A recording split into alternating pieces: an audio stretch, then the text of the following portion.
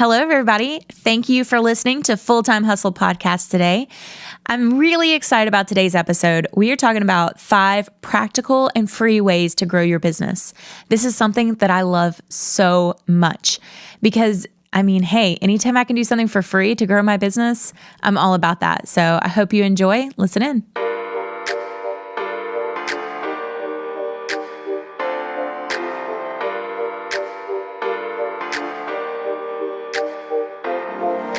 You're listening to the Full-Time Hustle Podcast, an audio resource about life and business. Geared towards the creative entrepreneur, Full-Time Hustle is all about sharing time-tested methods and tips about everything small business related. From sales and marketing, all the way to accounting and client interaction, Full-Time Hustle covers everything you want to know about how to get things done. Turn your side hustle into a full-time hustle. For more resources, visit us online at fulltimehustle.net. Today's episode is brought to you in part by 17 Hats. 17 Hats is the premier online-based small business management software that does everything from invoicing to books to even keeping track of your contracts. Do what you do best and let 17 Hats do the rest. To get 10% off your first subscription, visit 17hats.com/card/full-time hustle. That's 17hats.com/card/full-time hustle for a free 17-day trial and 10% off your first subscription. Or simply apply the coupon Full-Time Hustle in your account settings. Thank you for listening, and we hope you enjoy the show.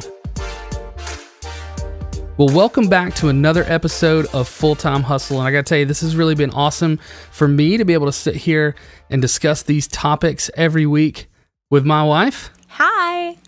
This has been fun. You having a good day? It has been. I enjoy doing this podcast with you. It's a good time. Well, so here's the thing. All the things we've talked about so far really have been pretty easy, straightforward type things to grow your business. Really nothing that we've talked about somebody would go out and spend a lot of money on. These are just easy disciplines and things that you can do to invest in yourself. And we're talking about 5 ways to grow your business. And these are 5 easy, free, practical ways to get going immediately right where you're at. Yeah. And, one thing I see a lot with new business owners or even people, 5 years in, sometimes they want to grow so much. They want to grow their business and they want it so bad that they will take advice from anybody. And sometimes sometimes it's just bad advice because Agreed. What works for one person does not work for every single person. And what works for one kind of business doesn't always work for another kind, And I remember when we were starting out and we had just added video.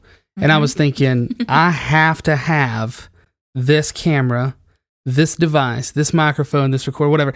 The list just goes on and on. You can always have something nicer. You can always have something better. But the truth is, you can really get a lot done with what you have. Yes. Pretty quickly. And as a good wife, I totally debunked that myth for you. It's true. Well, and what we ended up doing in that situation is I had you write down a list of everything you wanted, and then I had you kind of divide it between things that you could not do another wedding video without these things versus the things that you really, really, really wanted because they were really basic needs for the business. Absolutely. And then what you wanted kind of long term, the things that were a little bit crazy, the items that were $30,000, and things like that. And so, all of the immediate needs, I was like, sure, we can get this $5 thing, we can get this $100 thing, and then the bigger needs we added on throughout the year. And this is not specific to an industry. It really isn't. This applies to really just about anybody where you're at in your business right now. So you could be starting out. You could have been in business for 2 to 5 years, or you could be a veteran entrepreneur, veteran business owner. And these are 5 easy, free, practical ways to grow your business. Let's just jump right in. Well, one more thing real quick. Okay. On those that have been in business for 5+ years, sometimes we forget about these things and it's important to revisit them because we forget that, oh yeah, there are easy things that I don't have to pay for my business, that I can market it and things like that. And I just think that's so important because we're always looking at increasing the bottom line, and so sometimes it means bringing in more business. Sometimes it means less outgo, less expenses and things like that. And in a lot of cases, just going right back to the basics, honestly. Exactly. So speaking of which, number one is just to make a plan. I love to plan. I know. I make Josh write everything down, a lot of times on paper, which he loathes writing things on paper. He likes the computer. But, my thing is, even if you have to change your plan a week later, at least you have a plan to change. You have said, I'm going to do this. And you can change it as often as you want. But that way, on those days when, entrepreneurs, sometimes we are just tired. And when, I'll look at like 10 years from now and I'm like, oh my goodness, I'm still going to have to work then too. And it's just exhausting sometimes. And so those days when inspiration runs dry, but you have 3 hours that you set aside to work or something crazy like that, then you need to be able to do something. And so that plan comes into play it's especially important then, because that plan allows you to know what you need to do that day, even when you just don't feel like doing it. So for all the dreamers and all the idealists and the artists, who are like, I have to have inspiration, I have to have this kind of debunks that altogether. Yeah, exactly. Are you looking at me like that because I've been guilty of that? I've never said that. I hate to throw stones. Okay, I have. I've said that. So can I take this next one? Yeah, okay. Go for it. So here's our second point. It's this. It's put yourself out there. Put yourself out there. In every way, entrepreneurship means putting yourself out there. You're going to have to make sales to survive and grow your business. And that unfortunately involves a good deal of rejection. And expect that there's going to be lots of rejection because you choose to put yourself out there anyways. It just is what it is. Mm-hmm. Yeah. I think one of the best things that we've done for our business is to be active in our community. And we both have had jobs in the past where we had to do door-to-door sales, business to business, and actually door-to-door residential as well. And now, and just to clarify, we're not talking about like someone has called and said, I need to see a salesperson. I need a representative. No. We are literally walking up to the door, knocking on it, and like just straight, hey, I'm Josh. Yeah, and that was my biggest fear. And I think it was so good for me to have that job for a lot of reasons. There was a lot of training and things like that. But I think one of the best things is I just had to do something that I was uncomfortable with 30 times a day. And that just pushed me to put myself out there. Because guess what? I'm still alive. And I grew and learned a ton from it. And I made a living at it while I was doing it. And so... And just I'm going to throw a total curveball. You're fine. Do you remember the first business that you ever pitched? Or like... Not the first one I ever pitched. I remember the first sale I made. Oh, yeah? Yeah. And was it like super smooth, or did you just kind of like trip your way through it? And like, thank God they bought something so you could leave? Or, what was it like? Well, it was... Because I think people want to know. I think people like want to know, like, if they're, if I put myself out there, what's going to happen?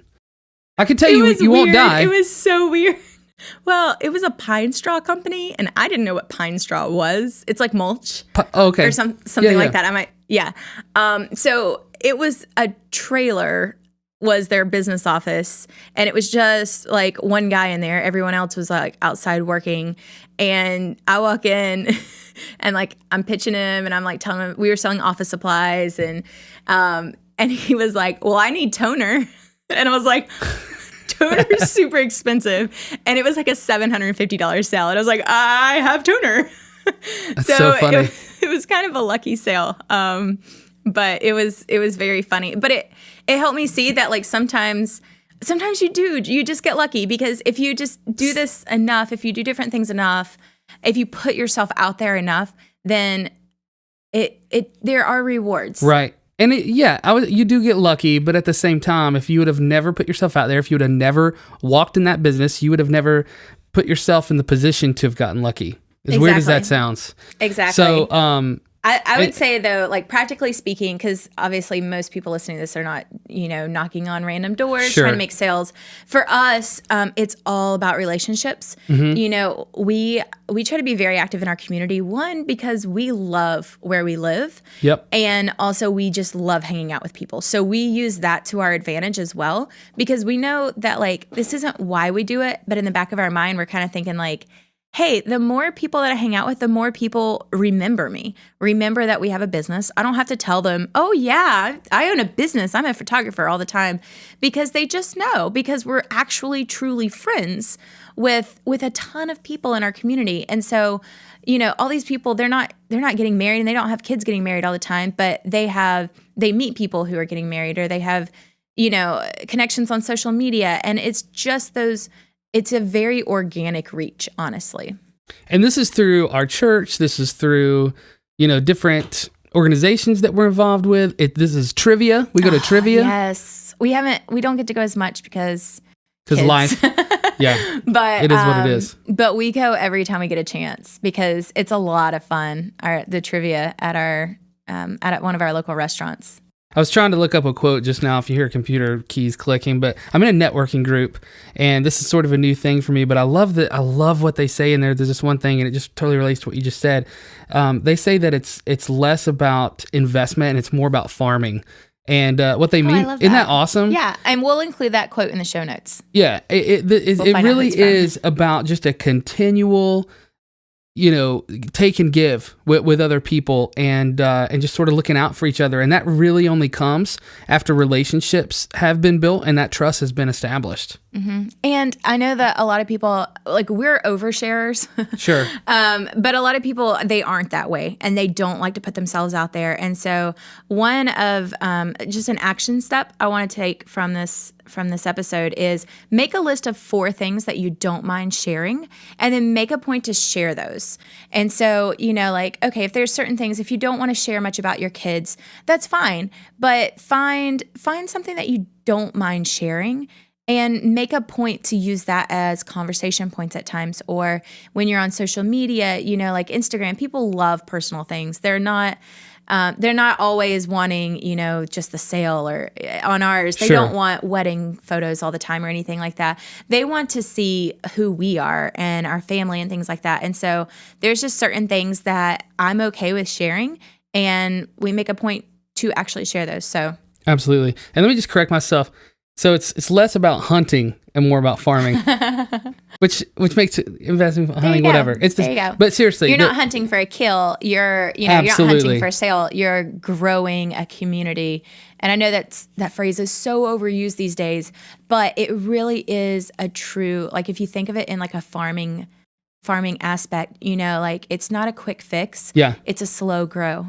And let me just put a quick little plug in here for all the network marketers who are listening, because I know that network marketing, if you do it right, it is and should be treated as a business. And a lot of these people that do it have a very entrepreneurial mindset. But here's the thing. You really need to focus on relationships. I think the number one way that people get burnt out doing any sort of network marketing, I don't care if it's Avon or Mary Kay or LuLaRoe or Isogenics, or I don't care. You have got to make relationships, because if you don't, the first thing people will do when they see you coming is avoid you, because they don't want to hear about your products. If that's all you talk about all the time is your product and your business, you will annoy people to death. And those relationships are even more important, I think, a lot of times in those scenarios. And that is true of every business. I feel like in network marketing, a lot of people are more scared of that. They don't want to ward off, they don't want to scare off their friends and things like that. And I think a good rule of thumb is you want people, the first thing they think of when they think of you is not necessarily to be your business. Right. They know you have a business, and it's totally fine to talk about it and share about it and stuff like that. But if the only thing you're ever sharing is your business, and if that is if someone can't have a conversation with you without you bringing up your business, then that's probably too much. Yeah. And honestly, that gets us right into our next point. Yes. Be positive. I love positivity. I feel like I need to play a theme song right now. I feel like it's in every episode, but it is so true. It's easy to be real and talk about the struggles, but think about how that comes off to your potential clients and even to your friends. So there is a time for struggle. And I want to pause for a second. I am not talking about major life situations here. Bad things happen. Absolutely. Family members pass away. There are miscarriages. There are major accidents. And that is not at all what I'm talking about. If there's a major struggle in your life, yes, that's why we have this community to reach out and to help us through these hard times. I'm talking more about like, I got a flat tire and I'm out of cereal today and oh man, I wore mismatched socks. I don't know. That's a bad example. The worst one, here's what drives me crazy is when people are like, I got a case of the Mondays. I think people just say that because they don't know what else to say. Like it's just they do. Yeah. And like people, their default for like, how can I get in this conversation is I'm going to complain about something. I have no idea why. Yeah. Well, and I do. We also learned this from the job that we worked in Atlanta. People tend to grow friendships over something that they don't like.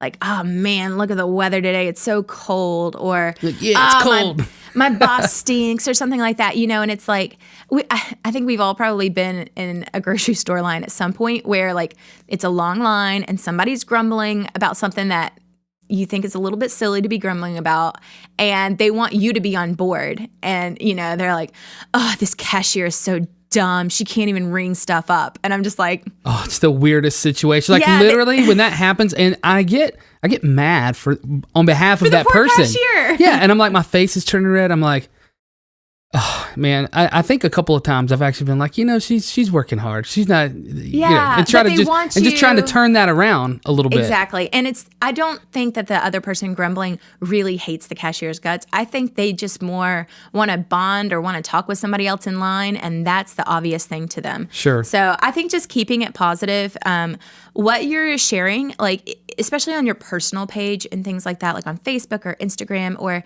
even the first thing when you see somebody, just kind of make sure you keep it positive and at least start out every conversation a positive way. For example, everybody in the slow months for us, and I'm using quotes around the slow months, sure, like January through March, everybody's like, how's business? And the natural thing is to be like, it's pretty slow because we don't have any weddings right now. Right. We're very few, and we're shooting less, we're doing less videos. But the thing is, we're doing a ton of work. We're working full time right now. We're just doing all the stuff that we don't have time to do when we're we got like 4 weddings in the queue. Yes. Yep. And so, we've had to catch ourselves from being like, business is slow. Business isn't slow. Like, we're just doing different things at this point in time. And so I've really been working on that totally for agree. myself this year. And let me just, I think you like hit on this just for a second, but I want to really camp out on this part of the point here.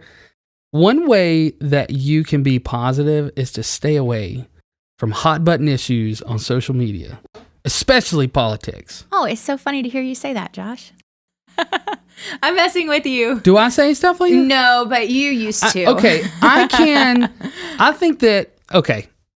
No. I think I can craft things sometimes that aren't necessarily hot button issues. You're the person that can craft them. Yeah. You can change other people's minds. It's not, I don't know.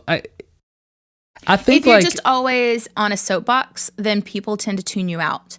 Even if your points are valid, even if what you're doing is very important. If they don't really know you, then they're not going to listen to what you're shouting from your soapbox. I think the last thing that I put up that really got a lot of attention and got a lot of people talking was I criticized someone for leaving a shopping cart out at Costco. Which is a negative post. It is a negative post. Mm-hmm. It is a negative post. You never know what walk of life people are going through. When they did that a kitty cat dies. Mm-hmm. No, they don't. I'm just kidding. But that was like the last. That's not a political thing. But it's still a negative thing. It is a negative thing. You got people rallied together around something negative. I'm a leader. What can I say? Moving on. Number 4. So I, on the heels of that positivity note, here is one thing you shouldn't do, which is kind of a negative thing. But don't always push your product or service. I said this earlier in the post, or in the podcast, the post. I said this earlier in the podcast. You don't want your first interaction people to be negative or to be always about your business. Sure. It can be. It's not a bad thing.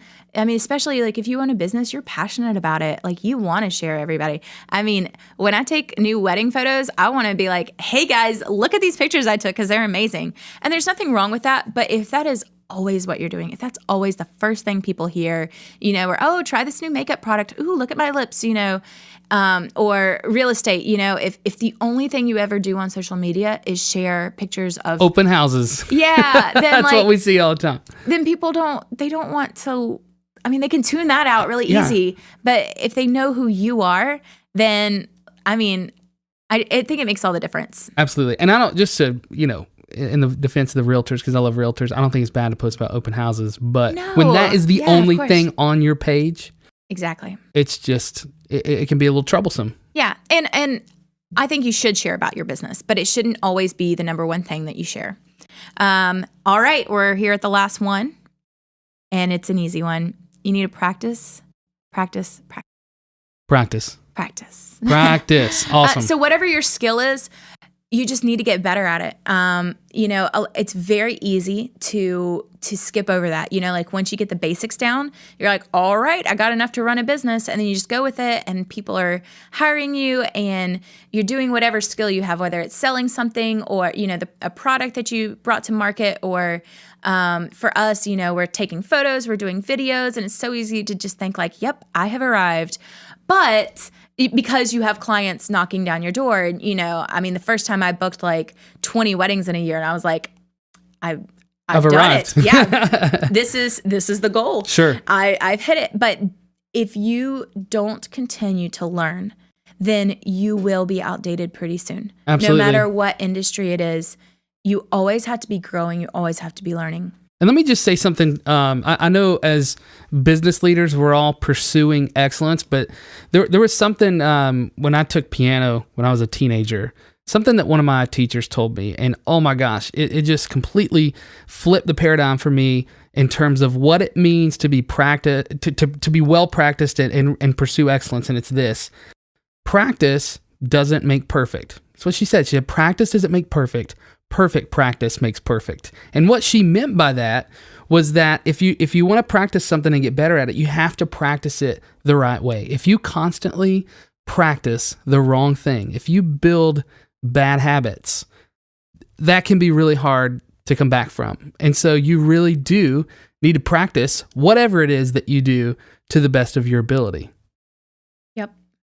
Malcolm Gladwell wrote a book about this few years back. It's called The Outliers, and I don't want to spoil it for you, but it essentially kind of makes the assertion that if you want to get good at something, there's a certain amount of time that experts have put in that have allowed them to get where they are. And he does all these studies on people like Michael Jordan and Tiger Woods, and talks about, I know those are sports guys, but he just talks about all the stuff that goes into what makes them great at what they do. And there's definitely a lot of like business leaders and entrepreneurs and stuff like that in the book too.